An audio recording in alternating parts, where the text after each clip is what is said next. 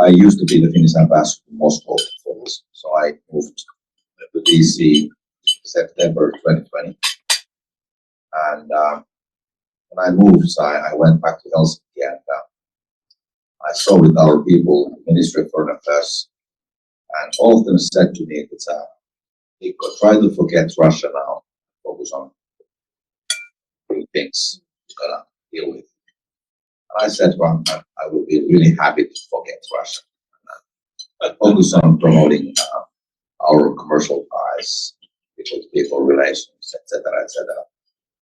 But Russians decide otherwise. And of course, the war they started changed a lot of things. I think we have seen now a fundamental change in our position. We are, like you said, now an ally. The US, we are a member of NATO.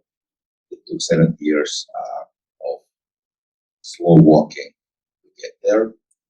I think we were really close already before that. I mean, just to give an example, US did actually sell us systems, weapons systems that we didn't even sell most of the NATO members, even before we were a member. So I don't see a NATO membership as something that would have fundamentally kind of changed everything, but definitely it was a big step. I think it caused a profound change in the whole Europe's security position. But there was also another change, which is the fact that last year the US became our first, the biggest trading partner for the first time in history. Our exports to the US is grown by almost 70%. And US was already among top 3, so it was not like it was 0 and then you jumped in. That would be easy. But, it was really kind of magnificent change. And thirdly, we are also increasingly becoming a close partner in emerging technology. You may ask why Finland would make a difference in emerging tech. We have a couple of reasons for that. One reason is called Nokia. Every time you Google anything, it goes via at least two Nokia routers. So a big part of your digital infrastructure is actually Finnish design, Finnish made. So we are really closely operating on that. And the next step will be the 6G, and we are also busy with that aspect. Globally, the third fastest computer is in Finland. Number 1 and number 2 are in the US, number 3 is in Finland. So despite the small size of the country, I think we are punching above our weight. So I think we have a great potential for this bilateral cooperation. The latest thing Finnish you can all experience starting from January is actually it's called the Icon of the Seas. It's the biggest ever built passenger ship that will start operations from Miami. And the ship was built in Finland. And it eats Titanics for breakfast. It's 5 times the size of Titanic. It's bigger than your aircraft carriers. Takes in more than 5,000 passengers, plus 2,000 staff. And it only took 2 years for us to build. So I think we bring not only the military aspect, but also industrial, technological aspect. These are all important for all of us. My sort of first or substantial topic is obviously what does the NATO membership mean in the north part of Europe? I've sensed here in the US there's always a debate. There's a lot of debate about the Baltic Sea region. And then there's a debate about the Arctic, the high north. Actually now, when Finland is a member and Sweden is soon joining, I'm sure, that will be changed. We no longer have separate Baltic Sea regions and Arctic regions because Finland actually unites and links all of these regions together. So we rather speak about Northern Europe, which is both the Baltic Sea region and the Arctic and everything in between. And our assessment is that we should be now talking about kind of a big region in totality rather than dividing it into any kind of sub-regions.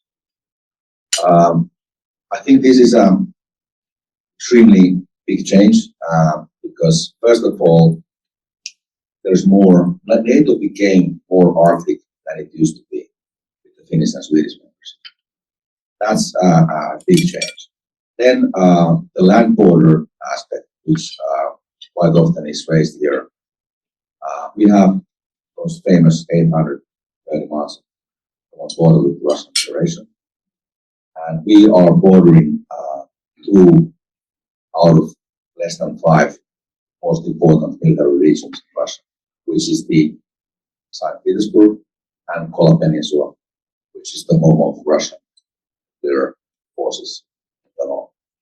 So this is a profound change with the land component.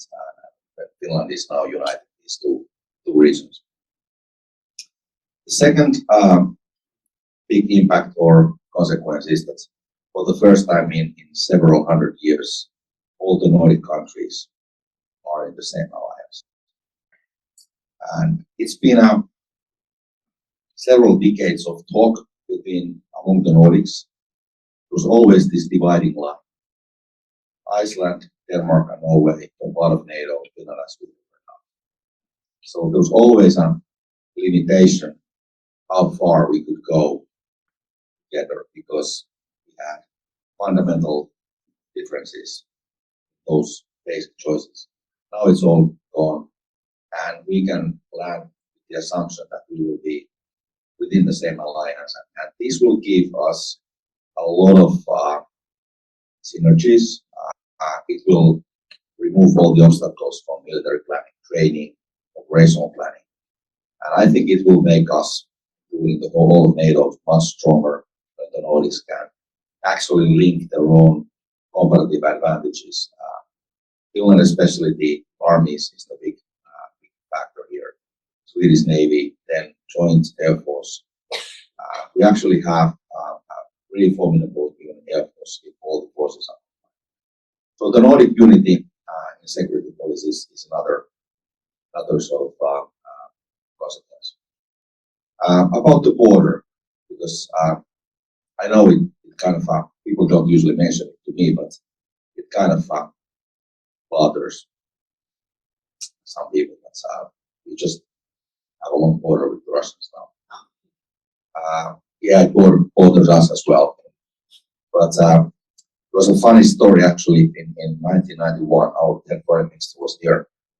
I think one of your media asked him that it was just after the coup in Moscow, August 91. And he was asked that, are you worried now when you have this long border with the Russians and they have this turmoil in the country?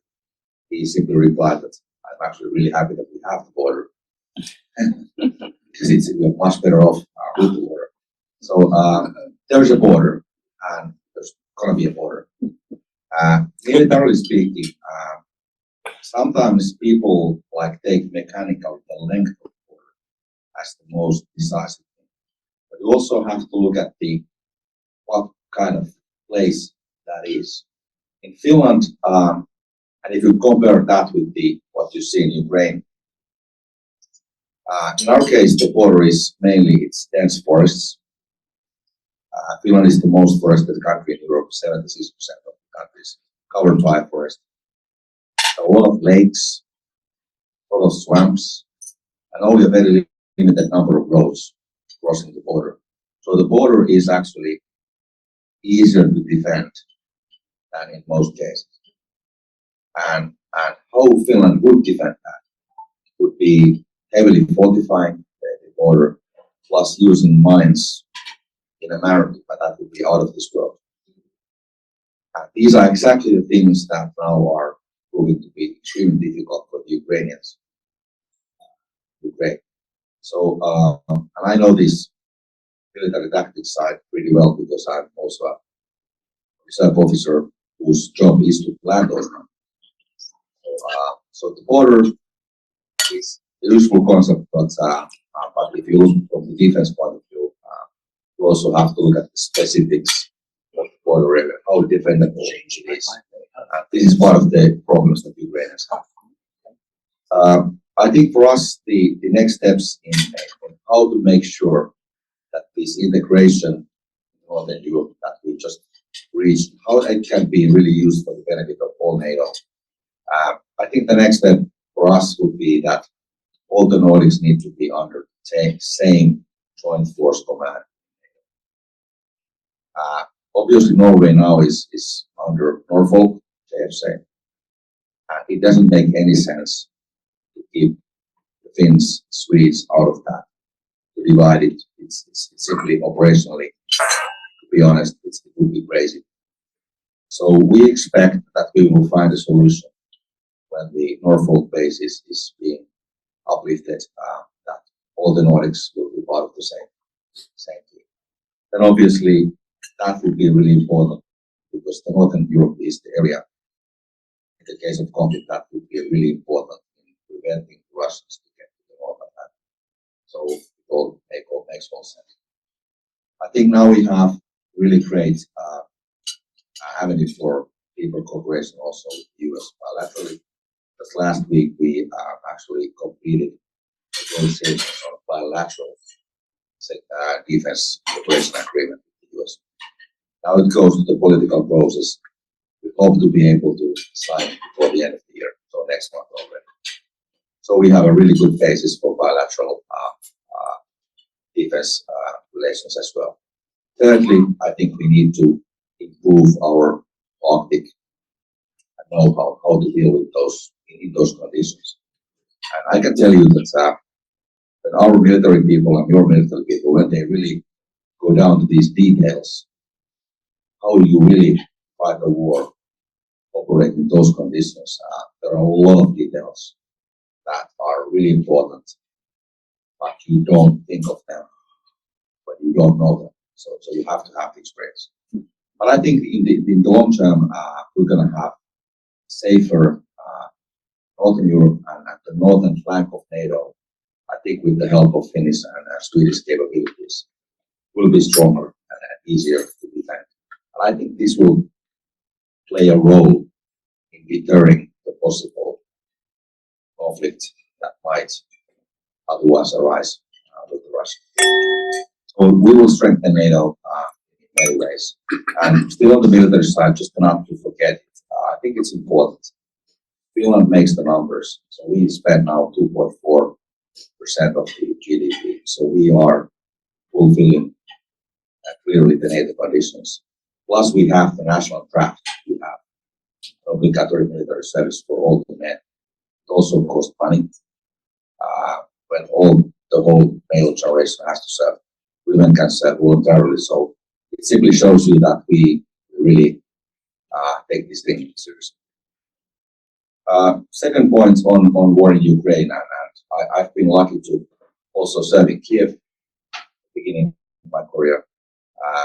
I don't think I'm lying when I say that I speak better Ukrainian than English, also better Russian. So these are very strong languages for me. I follow what happens in those countries extremely closely. I think our latest information and assessment from Moscow is that we are moving in the bad direction right now. Russians are reading the situation now in a way that is emboldening them. They conclude that they can actually outlast us. The difficulties they've had so far, military setbacks, they calculate that this is the usual thing what happens when the Russians go to war. It's a messy beginning. They end up losing a lot of lives, a lot of material, but slowly the machine warms up, it gets running, and then at the end of the day, we will prevail. This is the mindset, and this is the plan they have. And they read all the domestic difficulties in deciding over Ukraine aid, or Europe, some countries are hesitating, sitting on a fence. They read all these signals as signs of weakness that they will eventually outlast.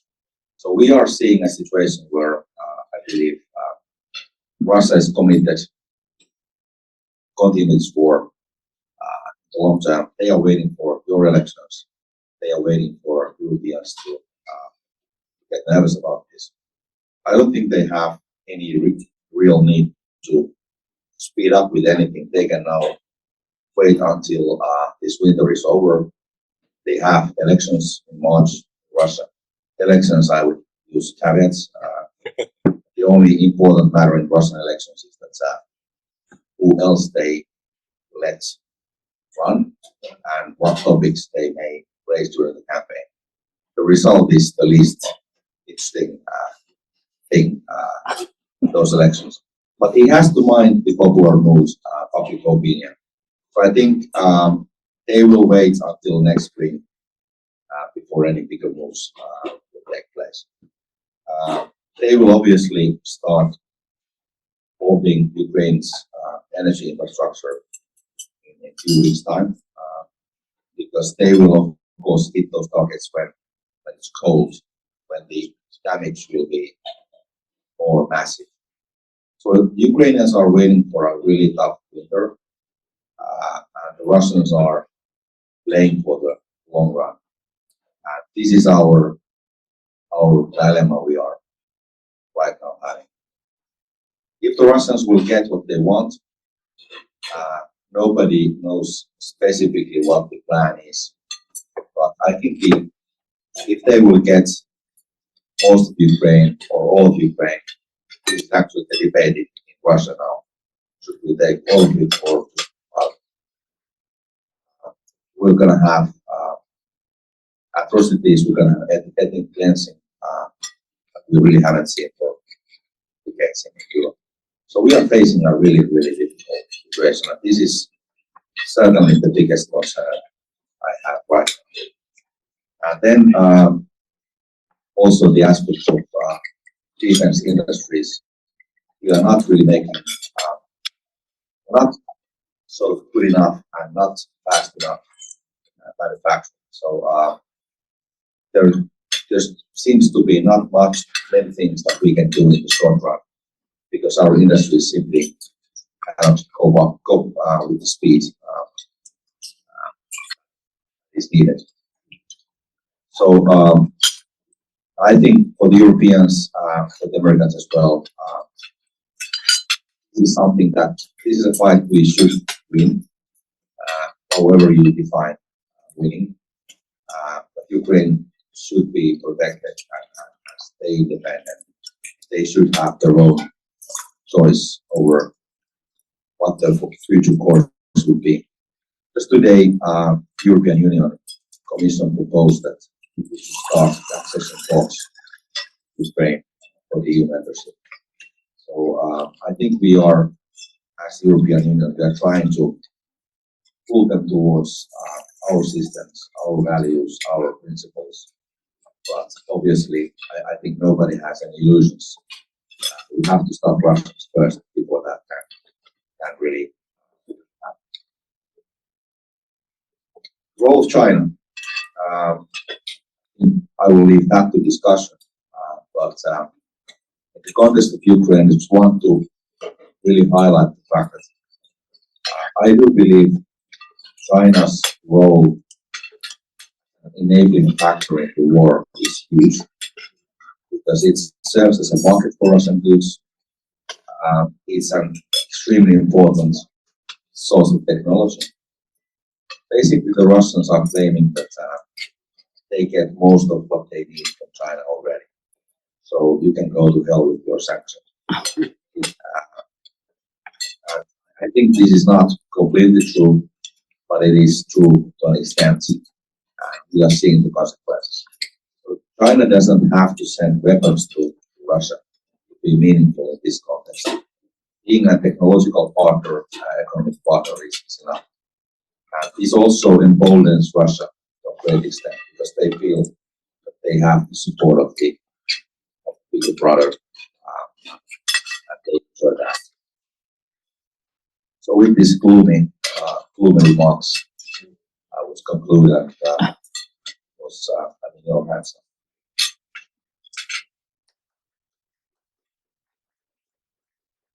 Gordon's card is the first up, so Gordon, Wow, Ambassador Sondland. the early bird gets Exactly. the Hautala. So, Mikko, I was going to ask you, you made a, oh, do I need this? Yes. Okay. Probably. You made a very sort of impassioned argument for our foot dragging going on right now with Ukraine.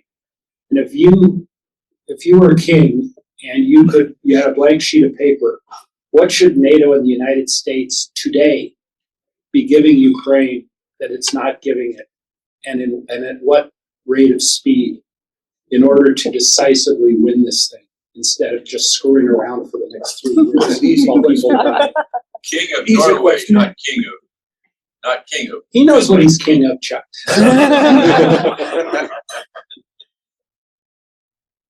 Couple of others perhaps, or Oh, well, we can call on Ambassador Town. Oh, here you go.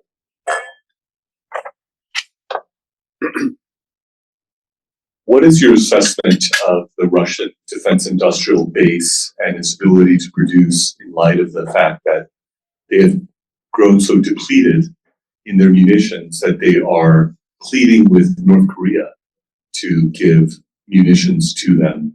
And how does that impact your threat assessment of the Russians? perhaps I can respond to these ones first. When the war began, many people actually asked me, since then I'd been to Russia, and I guess I'm the only ambassador alive who has been to sauna naked with Putin. So Is that transformative? usually people ask if you have this discussion during the dinner. Sometimes there's the people like, I have one question. No. Hey, Mikko, Bush saw his soul. What did you see? That's a good one. That's a good one. I saw his body. So I think we can combine with Bush. He saw the soul, I saw the body. But anyways, so there was a kind of a lot of questions that what should we do? And I basically said, and I'm completely open to share it. It doesn't sound original, but it's, I think, quite important. We are not fundamentally fighting with the Russian forces, but with the Russian elite perception. Elite perception saying that we actually have a right to do this. We have the capabilities to do it, and etc. So, and we actually expect to win this. So how do you modify and kind of change those perceptions, which allow them to make war? Is simply by showing them that this war is unwinnable for Russia. And how to make it unwinnable?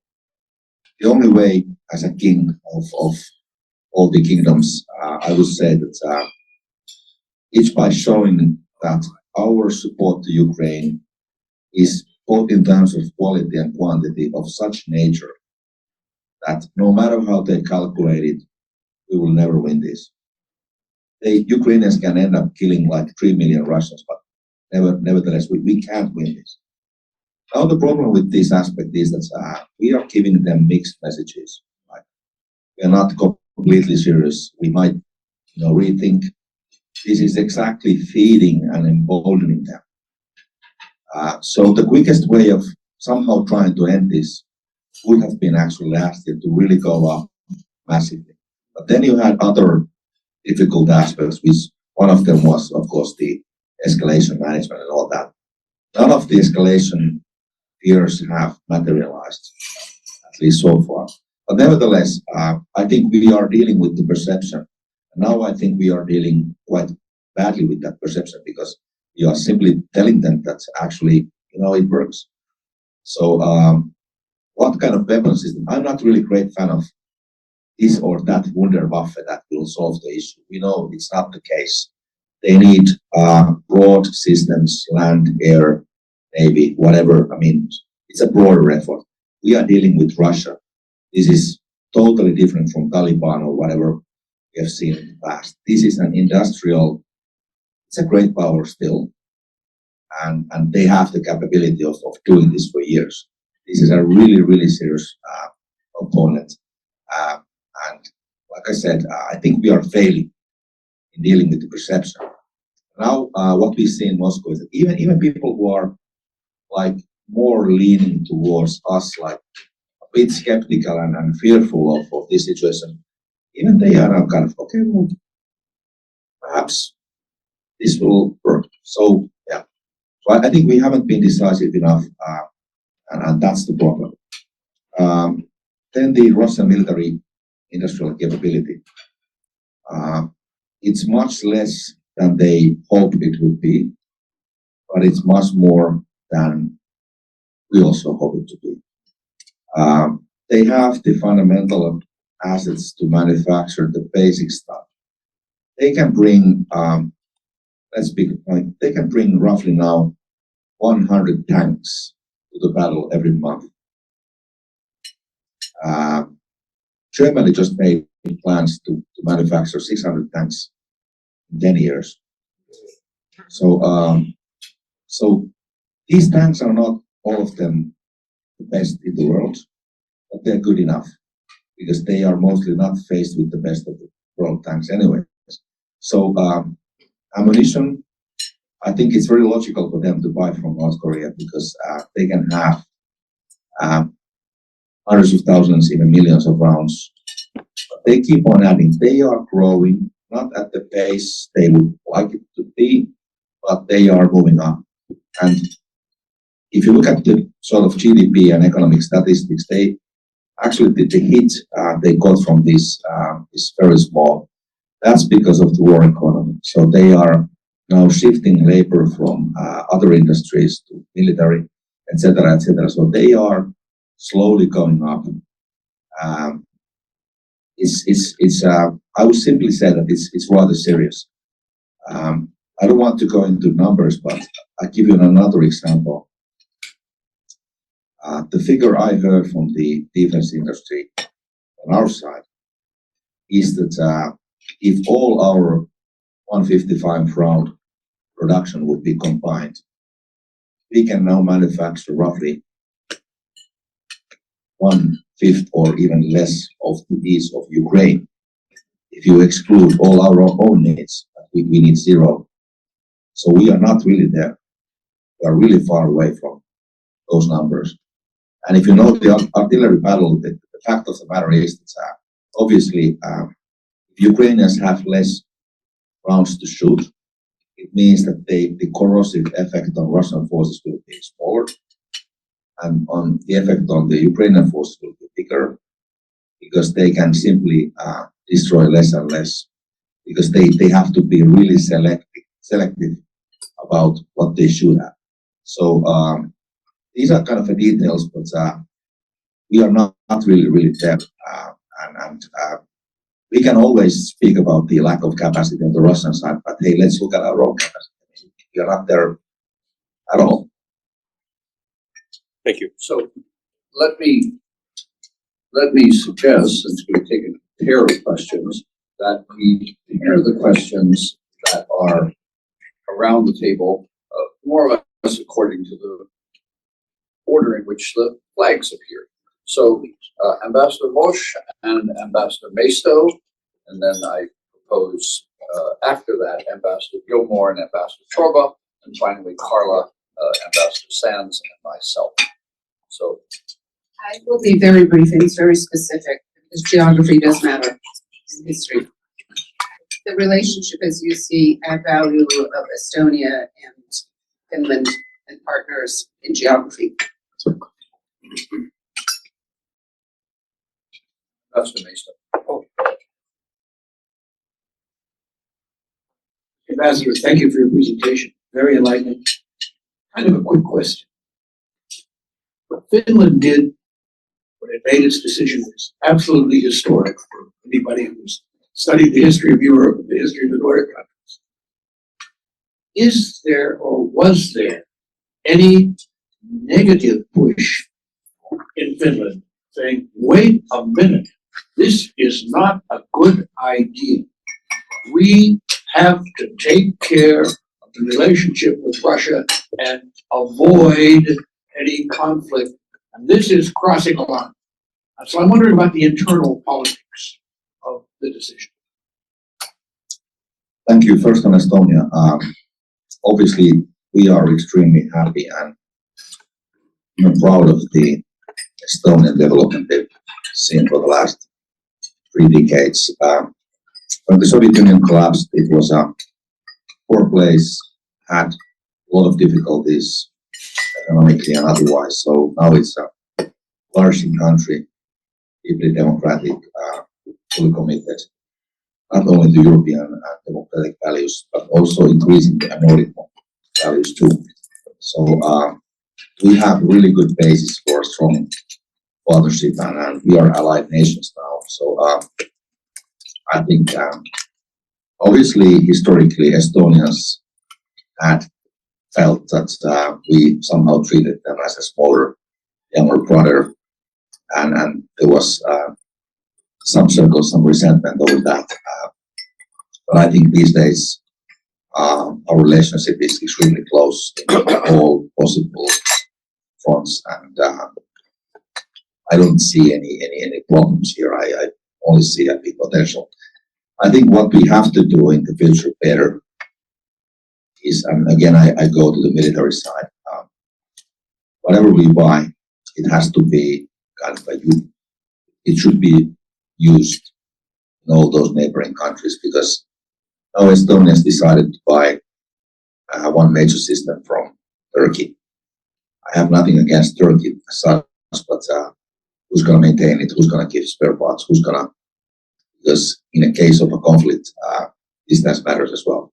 So I think we have to be more, become more like skillful in optimizing these kind of things. But it's all really, really great. You know the history of when Estonia was still not independent, and it was actually our Ministry of Culture that started to help Estonian kind of statehood while the Soviet Union was still alive. And it was the deputy minister of our culture came to our president and said that, Estonians are asking help for setting up an office of the president and parliament, and we have this cultural exchange program, so we could actually send a lot of stuff, computers and etc. to Estonia so that they could do it. Our president said, well, you can do a lot of things under the title cultural cooperation. So I think we were really early moving in supporting Estonia. Then the domestic debate. It took 70 years for us to get into NATO. I remember meetings with the US colleagues, sometimes congressmen, congresswomen, when I was at the president's office, and usually the final question before they left was that, what can I do for you? I always said, keep the NATO door open. And they usually responded that, what do you mean that you are going to apply?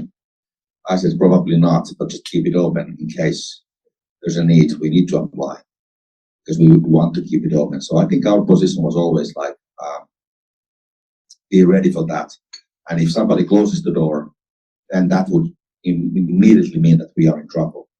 So the reason why we applied was actually, first of all, we had the technological military capabilities, so we were already fully NATO compatible. So we didn't have any distance in that aspect. When Putin made his demand in early December 2 years ago, that no more NATO enlargement ever, meaning I need some ink on the paper saying this. This was the moment when the Finnish nation realized that the time has come. Because had we accepted that they can permanently kind of put us into the gray zone, keep us there, that would have immediately weakened our position. I'm not going to say that they had some immediate plans to invade or anything like that, but that would have basically meant that, okay, Finland cannot join even if it would like to. So we were relatively comfortable in the position when everybody said, you can join if you want. Okay, well, we will join if we need to. But now December 2 years ago, then we understood that we need to, because we cannot let Putin to define our kind of choice. He cannot take away it, because once he takes it away, then we can no longer kind of control that part of our destiny. That was the first. It was a wake-up call, and it launched the debate. I met with the Russian ambassador here early January 2021 too, and I told him that you are doing it yourself. You are driving us to NATO now by launching this debate. Just get ready for that. I mean, you're doing this. He said, no, we didn't mean anything by it. I said, I mean, I can read Russian as well. So, I mean, you meant a lot. So they tried to explain their way, kind of that, oh no, it doesn't concern Finland. I think pretty obvious. Anyways, then when the war began, our public opinion went from 25-30% to more than 50%, basically overnight. Then a few weeks it went to 70%. And you know, in a democratic country, when something you don't have gets 70+ rating, politicians start to get active on that. So that's what happened. Today, I think I'm happy to announce that NATO membership enjoys more than 80% of support. It's perhaps the highest support in all NATO countries. We have absolutely no discussion about need to help Ukraine. From far left to far right, everybody is united on this, because we are standing for certain principles and permanent interests. So I think we are solidly there. You have some kind of marginal people who have always been against anything. Let's put it this way. But it's a democratic society, so of course there's no forced unanimity on this. Some may be critical, but I think the big picture is extremely clear. And if somebody would now go and propose to Finland, let's undo this, let's leave NATO, I mean, that would be the quickest political suicide you could think of. Wow. So, Ambassador Gilmore and Ambassador Schwarber. Mr. Ambassador, I think that I learned something about the way the Finnish government, the Finnish people are looking at things, particularly this reaction to the Putin statement. And I think that's absolutely right. If Finland had gone the other way, you would have been on the road to being a Russian vassal state. So I didn't really think about that until this minute. I'm going to ask you in a moment about the Russian people.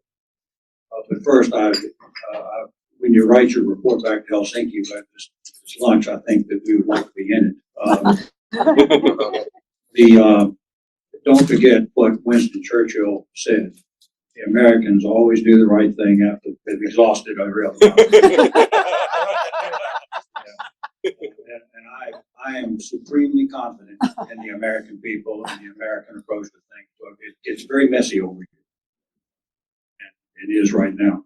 My question to you is, can you enlighten us as to your thinking about how we can influence the Russian people and therefore the Russian government? You can't influence Putin, he's a dictator, but if the Russian people decide that this war is not worth all their sons and brothers and mothers and people and cost and so on, it can happen. It happened with the Russians in Afghanistan. It's happening with America more, but it can happen. But do you have any thoughts as a citizen of Finland as to how the Western alliance can affect the thinking of the Russian people in this crisis? Because the Russian people, I don't want to sound too gloomy here, but my own observation as an ambassador, and I was privileged because I really speak fluent Russian. I'm completely at home with that language, and I traveled extensively and did a lot of things. My conclusion is that most of the Russians who support this war, they want Russia to win. And most of them are ready to endure sacrifices. These casualties they've had so far, that would basically kind of dethrone any government in our countries. I think these are, I don't want to sound cynical, it's human lives, but they are meaningless. Russia. So unfortunately, I don't believe that through the Russian nation we can somehow influence the thinking process in the Kremlin. I think the only thinking process actually happens within the elite, and that's what I meant when I said that the real opponent we have is the elite sort of perceptions and expectations and imaginations. So the people are passive, ready to go along. You have opposition which is totally divided. It's divided among the opposition forces within Russia, and it's also double divided among the opposition who stayed in Russia and those who left. Actually, those who stayed, they despise those who left. So in a way, you don't have a kind of societal basis for a popular reaction that would be then channeled and kind of activated and mobilized by a political movement, because you don't have that. So I think it's a very difficult and long and uncertain route to expect that the Russian people would somehow react. Like I said, the numbers we are seeing so far are not really a major factor in Russian politics. Usually when you discuss with the Russians about the casualties they've had, they usually say that they brush it off, that it's not important. People die, that happens. Secondly, they draw the historical comparisons, like well, we lost 27 million in the Second World War, so this is peanuts. These are their words, not mine. So I don't think you have, economically, they are, especially the big cities which are politically most important, they are relatively well off. The Russian policy is to try to make sure that the life looks and appears as normal as possible in those places. So people who are not directly involved, they can go on with their lives. They can kind of close their eyes on those facts when they see them. But I don't see that the Russian society is anywhere near a reaction against the war that could be a difficulty for Mr. Putin. That's why I do believe that the solution is actually in the military field first. You have to focus on that first. Ambassador Chorba. So my question goes back into the prior century, and I know that, or I recall that Finland has had bitter experience with Russia in terms of losing part of its territory. My question, and I think it would be helpful, because not everyone is, I'm only vaguely aware that if you could tell what happened towards the end of World War II with Finnish territory, and also, are there any, is there any of the Finnish-speaking population still in that territory? So we actually had, during the Second World War, Finland had 3 wars. First 2 ones we had against the Soviet Union. The first war was the so-called Winter War, 3.5 months. Finland, Soviet Union, just 2 of us. That was pretty intense fighting because, just to give an example, the US lost in Vietnam at the peak of the fight in May '68. We lost 500 men a week. In the Winter War, at the peak of the fight in Finns, we lost 800 men a day, out of 4 million. So it was a pretty tough war. You were busy in Vietnam, so you can imagine what it was for us. So it was a tough war. My both grandfathers did fight that war. Then we had roughly a year of peace. Then Germany and Soviet Union had started the war, the next phase. Finland was part of that war. Obviously, we regained our lost territory. We lost basically, in the first war, we lost 20% of the territory, the richest areas. And then we had the continuation war, which which took like 3 years. We regained all the territories, but at the end of that war, we lost them again. So then we had a permanent peace, that was in 1944, with 20% of the region lost. 10% of the population had to be evacuated. So all of those people actually left and moved to the then beyond the new borders. So nobody wanted to stay there. Stalinist system didn't have much of attractive power for Finns after many years of war. Then we still had to fight the Germans for almost a year. So it was like 3 wars, not just one, and we lost those part of the area. We have no national support for any reopening of the border aspect.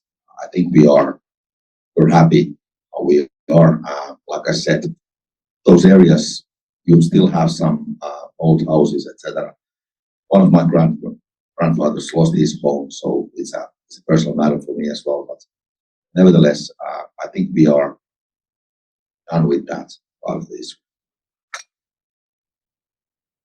So, Ambassador Oliver. Thank you, Susan. Thank you, Mr. Ambassador, for your comments, particularly on Russia. It is very good to really get an accurate assessment of what's going on. It's hard to know when one reads about what's going on, what you're reading, to what degree it's accurate. Your comments, obviously, are very accurate, extremely interesting. I just wanted to ask about, again, U.S. support for Ukraine, which I totally understand why it's necessary. But your comment about Germany, I found also fascinating. 600 tanks in 10 years against 100 tanks every year.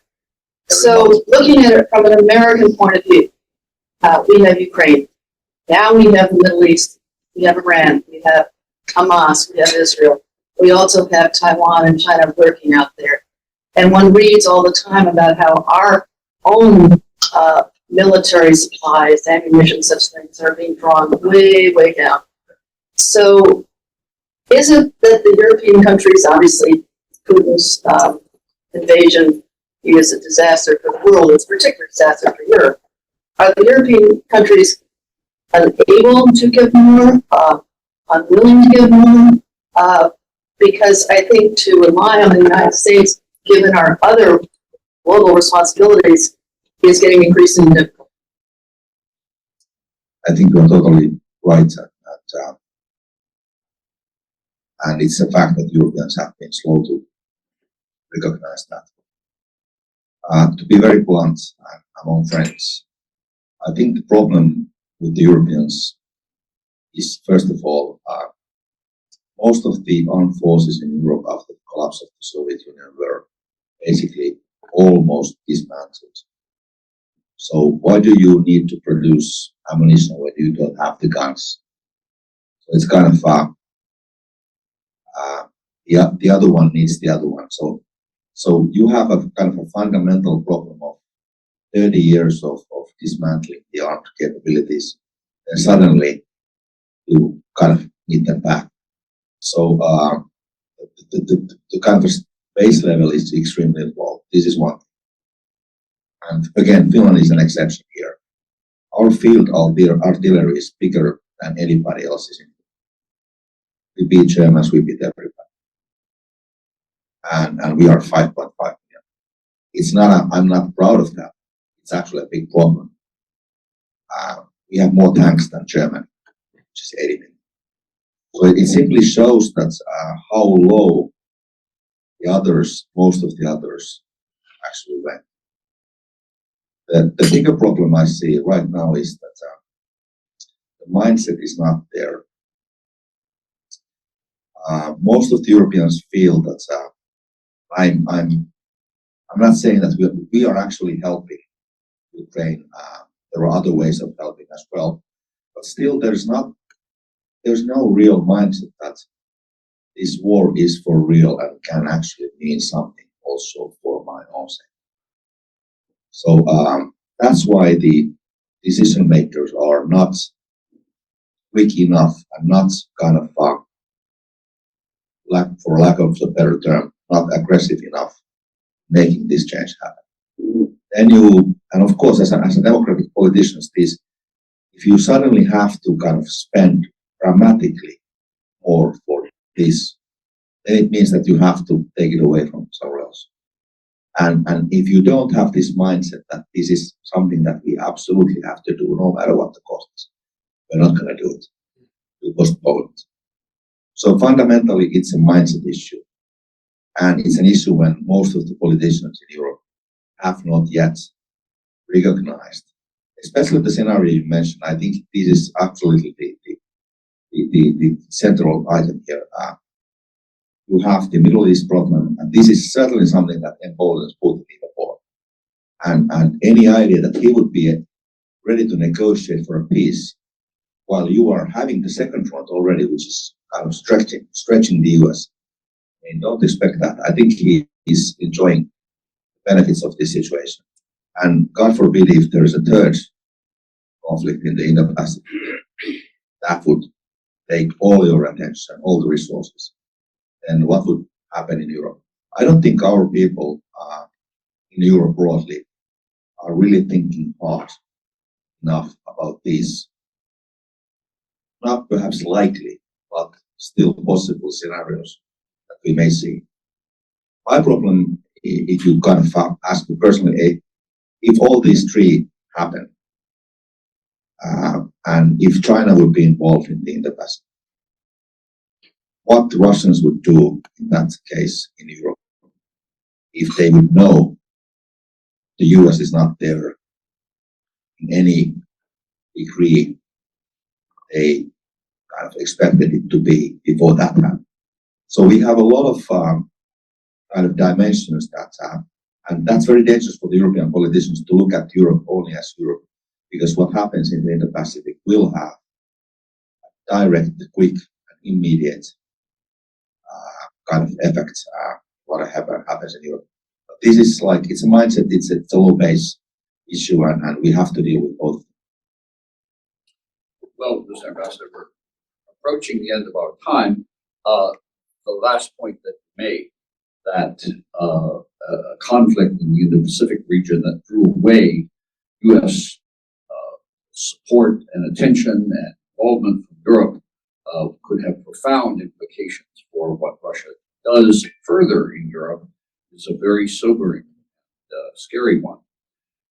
So my question in conclusion might be whistling in the dark, but in a nutshell, is there any way that you can see to turn the Ukraine war into a 21st century version of Russia's experience in Afghanistan?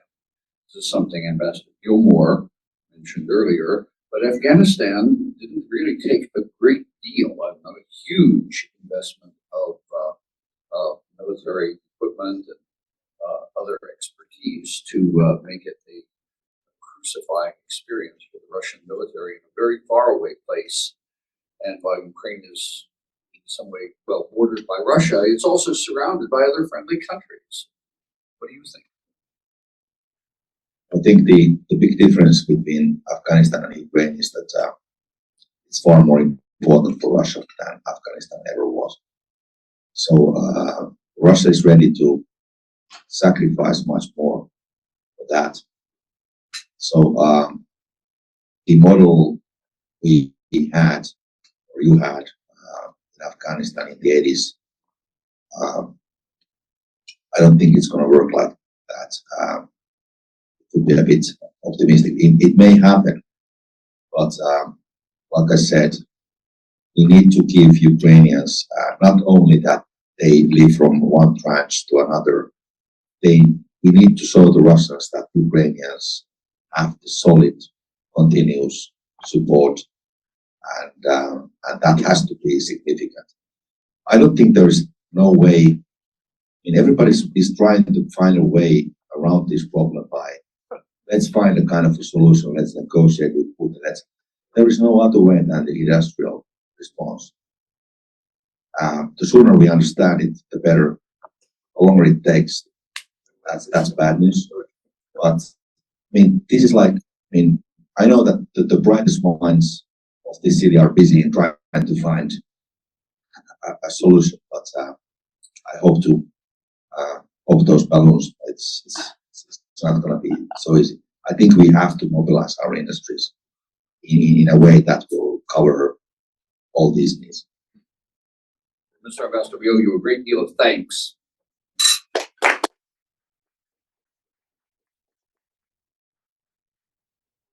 Out today, shared your observations with us, shared lunch with us, and we have, as the holidays are approaching, we'll talk of our appreciation, which maybe you can display either on your tree at the residence or maybe your tree at the embassy.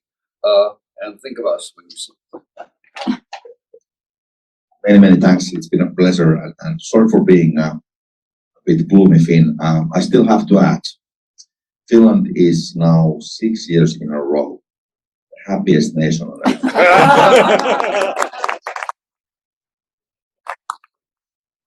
It's 820 miles of border with the Russians, even with war in Ukraine. What have you not? We don't let that to define us. We still are the happiest. And we try to remain so. Are you sure you don't have a copyright issue there with the Disney company? Disney is the happiest place on earth. Not a country. Actually, that's a UN-based real study, so it's a real thing. It's not something that we invented. It was the biggest surprise ever in Finland back in 2017 that you are the happiest nation. And actually, the Danes are permanently second. So they are also a bit angry against us. But it's true. And actually, the reason for that, that's my last point, is that there's a really high degree of trust in the institutions in my country. So people, this is probably the biggest factor. But thanks for this lunch and thanks for the preparation. We're going to stay this Christmas here in DC, so this will go into our Christmas tree. Wonderful.